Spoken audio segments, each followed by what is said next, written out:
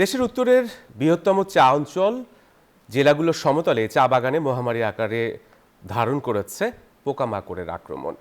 ফলে কমে গেছে চায়ের উৎপাদনের দিকে। দীর্ঘ কয়েক বছর ধরে চায়ের ন্যায্য দাম পেলেও কীটনাশক কিনতেই লাভ চলে যাচ্ছে বলে অভিযোগ চাষিদের।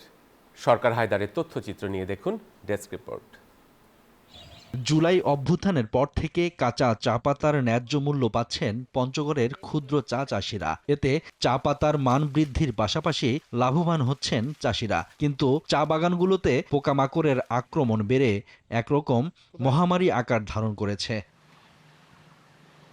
চাষিদের অভিযোগ, কারেন্ট পোকা এবং ছত্রাকের আক্রমণে চা গাছগুলোতে নতুন পাতা আসছে না, গোড়ায় পচন ধরেছে, পচে যাচ্ছে পাতাও। ফলে উৎপাদন কমেছে কাঁচা চা পাতার। পোকা পশলা ধরছে আর ওই যে মানে জেসিড পোকা ধরছে, কারেন্ট পোকা। এই পোকার জন্য মানে বাগানের পরিস্থিতি খুব খারাপ হয়। প্রতি রাউন্ডে আমি 40-42-45 দিনে পাতা বিক্রি করতাম। এবার মনে হয় যে এই 32 দিন হয়ে গেল, এখনো পাতার কোনো কন্ডিশন খুব খারাপ, পাতার কন্ডিশন মনে হয় আর 32 দিন গেলেও কাটা যাবে না। নানা প্রকারের কীটনাশক প্রয়োগ। বান্ডেল থাকলে প্রতি সেনমানিতে টাকা বাঁচবে।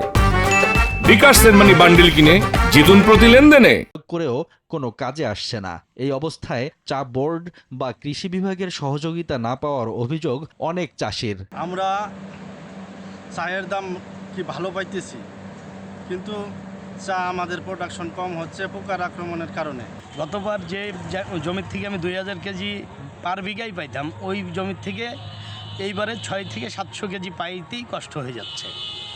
আর এই বিষয়ে আমি বারবার কৃষি অফিসারের সাথে যাওয়া হয়েছে, আমার যার সাজেশন চাইছি, কিন্তু ওরা এখন পর্যন্ত মাঠে আসে নাই। চা বোর্ডের দাবি, সচেতনতার সাথে পরিকল্পিতভাবে সার ও কীটনাশকের ব্যবহার করতে হবে। যে কীটনাশকগুলো আমরা চা বাগানে স্প্রে করতে নিষেধ করি, ওই ধরনের নিষিদ্ধ কীটনাশকগুলো চাতে স্প্রে করা হচ্ছে। অর্থাৎ এগুলো খুব টক্সিক সাইডটা অনেক বেশি।